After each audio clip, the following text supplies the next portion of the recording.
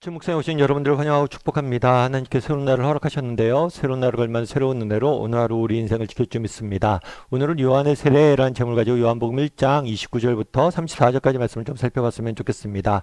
우리 30절과 31절 말씀 같이 한번 읽어볼까요? 내가 전에 말하기를 내 뒤에 오는 사람이 있는데 나보다 앞선 것은 그가 나보다 먼저 계심이라 한 것이 이 사람을 가리킴이라. 나도 그를 알지 못하였으나 내가 와서 물로 세례를 베푸는 것은 그를 이스라엘에 나타내려 함이라 하니라. 네. 여기서 나는 요한이죠. 세례 요한은 분명한 정체성을 가지고 있었습니다. 어떤 정체성이죠? 예수님이 오실 길을 예비하라고 부름받은 사람이에요. 그래서 세례 요한은 나는 예수님의 길을 예비하는 광야의 소리다라는 분명한 정체성을 가지고 활동을 했습니다. 그래서 오늘 본문에서 보면 뭐라고 이야기하냐면 예수님을 보고 그가 내 뒤에 오시지만 그는 나보다 앞선 사람이다. 다르게 말하면 나는 그보다 작은 자이고 정말 핵심적인 나는 그를 예비하는 자이고 정말 내가 전해야 될 사람들은 그다. 그가 나보다 큰 사람이다. 라는 것을 이야기합니다. 또한 뭐라고 얘기하냐면 자기가 세례를 베푼 것도 무엇을 하기 위해서 그를 이스라엘에 나타내기 위함이다. 그러니까 자기를 주목하지 말라는 거예요. 자기는 하나의 창문일 뿐이라는 거예요. 창문의 기능은 뭐예요? 창밖을 보는 거예요. 그래서 창문을 보지 말고 창밖이신 예수님을 보라는 거예요. 오늘은 세례 요한의 이 베푼 세례에 대해 좀 살펴보기 원합니다. 사실 세례 요한이 베푼 세례는 광야에서 세례 요한이 세례를 베풀었는데 많은 사람들의 반향을 일으켰어요. 무엇보다도 이렇게 반향을 일으킨 이유는 그 대상에 있다고 우리가 배웠죠. 원래 그 당시에 있던 세례는 예수님을 믿지 않는, 그러니까 이방인들이 유대인이 되기 위해서 받는 게 세례였어요. 근데 요한은 뭐라고 얘기했냐면 너희가 세례를 받아라. 너희가 하나님 아들이라고 자부하지만 너희가 하나님의 백성이 자부하지만 세례를 받아야 될 대상은 이스라엘 백성 너희라는 거예요. 이방인들이 아니라 너희라는 거예요. 그래서 당시 하나님 백성이 자부했던 이스라엘 백성들에게 회개하라고 외쳤고 그들에게 세례를 베풀므로 해서 많은 반향을 일으켰습니다. 그렇다면 오늘은 이 세례를 베푸는 행위 자체에 대해서 좀 살펴볼 필요가 있는 것 같아요. 여러분, 이 세례란 단어는 무슨 의미일까요? 이 세례란 단어의 의미는 뭐냐면 담그다, 잠그다 라는 의미예요.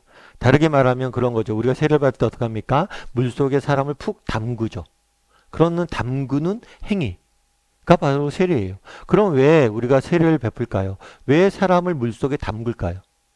여러분, 옷이 있습니다. 옷을 빨래하기 위해서 물에 담그면 어떡하죠? 옷이 젖죠. 그리고 그걸 빼면 어떻게 돼요? 옷이 물에 젖은 상태로 있죠. 근데 시간이 흐르면 이 옷이 마릅니다. 그럼 다시 원래대로 돌아오죠. 그런데 예를 들어서 이 옷을 어디에 담그냐면 염색물에 담갔다고 생각해 보세요. 그럼 염색물에 담그면 어떡하죠? 어떻게 되죠? 그 염색물이 물이 들죠. 그러니까 흰색을 염색물에 담그면 파란색 염색물에 담그면 어떻게 돼요? 파란색이 되죠. 파란색 옷이 되죠. 이 담그다, 잠그다라는 표현은 단순히 물에 담그는 표현들이 아니라 이 염색체, 옷을 염색할 때 쓰는 물에 담그는 행위를 의미하는 거예요. 용례를 보면. 다르게 말하면 세례를 베푸는 이유는 뭐예요? 그것은 변화를 의미하는 거예요. 마치 하얀색 옷이 염색물에 담겨지면 파란색 옷으로 변화되는 것처럼 근본적으로 변화가 일어났음을 보여주기 위해서 이 세례를 베푸는 거예요. 그래서 우리가 세례를 베풀고 세례를 받았다. 그러면 나는 근본적으로 변화가 일어났다는 거예요. 그럼 어떤 변화일까요? 여기서 말하는 변화는 뭐냐면 신분의 변화예요. 우리가 왜 세례를 베풀고 세례를 받느냐? 이것은 신분의 변화가 일어났다는 것을 보여주는 거예요. 그래서 이 세례의 모형은 구약시대에서 나옵니다. 구약시대 보면 여러분 출애굽 사건 아시죠? 원래 이스라엘 백성은 애굽에서 노예 생활을 하고 있었어요. 그런데 하나님께서 모세를 보내서 뭘 했어요? 애굽에 노예 생활하던 사람들을 애굽에서 이끌어내어 가나안 땅으로 인도했죠. 그래서 가나안 땅에서 이들은 이제 자유인으로 살게 돼요. 그런데 이 사이에 애굽에서 가나안 사이에 갈 때 무엇을 지나냐면 홍해를 지나게 됩니다. 이 홍해라는 물을 지나게 돼요. 이 물을 지나면서 뭐라고 얘기하냐면 홍해를 지날 때 어떤 일이 있었어요? 애굽의 병사들이 쫓아왔죠.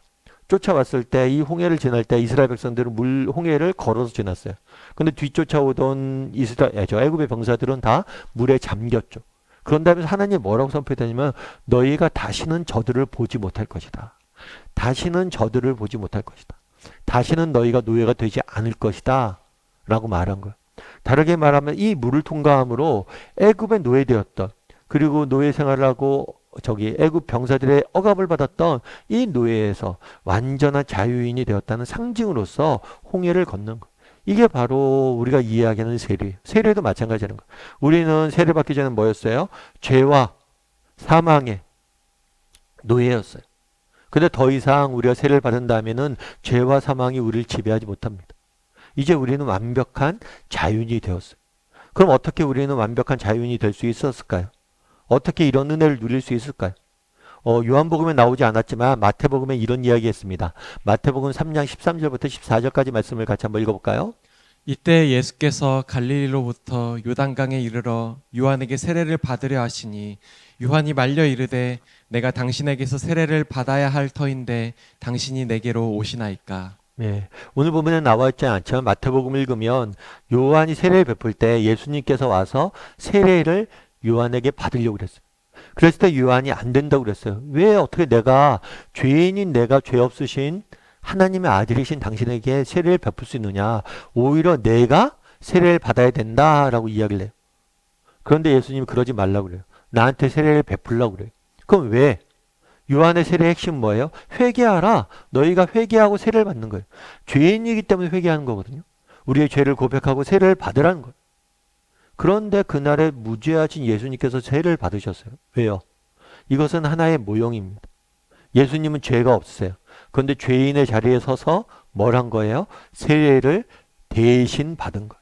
이건 하나의 모형으로서 십자가의 모형입니다. 예수님께서 언젠가 십자가 위에서 우리를 대신해서 죄값을 치르심으로 우리가 죄와 사망으로부터 자유로워진 것. 그럼 우리는 어떻게 죄와 사망으로부터 자유로워졌습니까? 새로운 신분을 얻게 되었습니까? 예수님의 십자가의 은혜로 우리는 새로운 신분을 얻게 된 거예요. 이 사실이 얼마나 놀라운 은혜인지 알아야 합니다. 그날의 세례 요한은 세례를 베풀었어요. 우리도 예수님을 믿고 나서 우리는 세례를 받았죠. 세례를 받은 다음에 우리에게 나타난 가장 근본적인 변화는 뭐냐면 신분의 변화. 예수님께서 이 땅에 오셔서 하시는 가장 중요한 사역은 무엇이냐? 우리의 신분을 뭐 하는 거예요? 변화시키는 거예요. 우리의 신분을 뭘로요? 죄와 사망으로 인해 죽을 수밖에 없는 죄인, 죄의 노예로부터 정말 이 모든 것으로부터 죄와 사망으로부터 자유해진 자유인으로 우리를 바꿔주신 거예요. 우리 아침 드라마 볼 때마다 느껴지는 게 있죠. 아침 드라마 같은 거 보다 보면 우리나라는 꼭 뭐가 나와요? 출생의 비밀이 등장하는 거예요. 출생의 비밀. 왜 출생의 비밀이 등장할까요? 여러분 아침 드라마나 이런 거 보다 보면 주인공이 고생합니다. 사람들한테 핍박도 받고 음해도 당하고 조롱도 당하고 여러 가지 핍박을 당해요. 어려움들을 겪어요. 하는 일마다 잘 안 돼요. 나쁜 사람들이 괴롭히니까. 그런데 이 모든 문제를 한 번 해결하는 게 있죠. 그건 뭐예요? 출생의 비밀. 알고 봤더니 누구의 아들이었더라. 알고 봤더니 누구의 아들이었더라. 알고 봤더니 누구의 뭐였더라. 그만큼 뭐가 중요하다는 거예요? 신분이 중요하다는 거예요. 정말 그날에 요한이 와서 세례를 베풉니다. 왜 세례를 베풀어요? 너희가 새로운 신분이 되었다는 거예요. 여러분 정말 우리가 하나님의 아들이라는 새로운 신분을 획득한 것 이거보다 더 소중한 것이 있습니까? 근데 문제는 뭐예요? 아침 드라마 보다 보면 그런 거죠. 이 사람이 누구의 아들인지 시청자는 다 압니다. 근데 정작 주인공은 몰라요. 주인공과 주인공의 당사자들은 모르죠. 그래서 뭐라는 거예요? 계속해서 헤매는 거예요. 악인도 알아요. 그런데 주인공은 정작 몰라요. 그래서 서로 계속해서 고생하고 하는 거죠. 마찬가지란 거예요. 정말 우리가 정말 예수 그리스도를 믿었을 때 우리는 뭐예요? 새로운 신분을 획득했어요. 그런데 우리는 모를 수 있다는 거예요. 인식하지 못하고 살아갈 수 있다는 거예요.